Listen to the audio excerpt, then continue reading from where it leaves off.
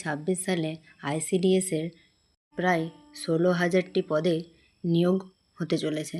তাই এখন থেকেই আইসিডিএসের প্রস্তুতি শুরু করে দাও।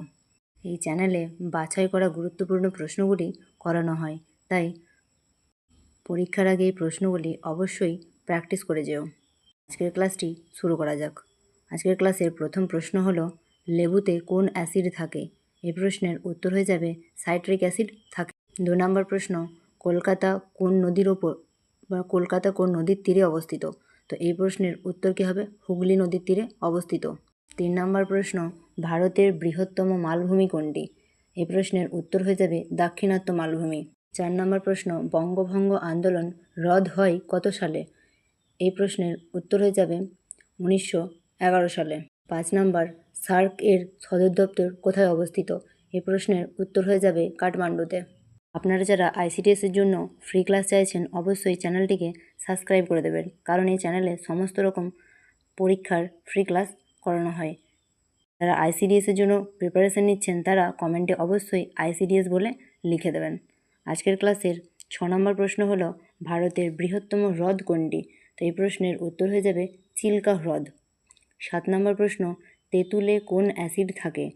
তো এই প্রশ্নের উত্তর হয়ে যাবে টার্টারিক অ্যাসিড।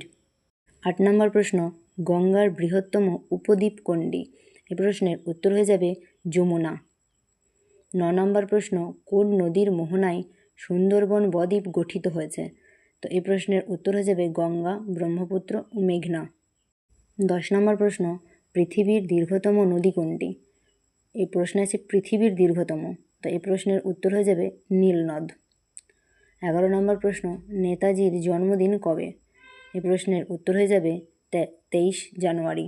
আজকের ক্লাসের 12 নম্বর প্রশ্ন হলো, ভারতের প্রথম মহাকাশচারী কে? তো এই প্রশ্নের উত্তর হয়ে যাবে রাকেশ শর্মা।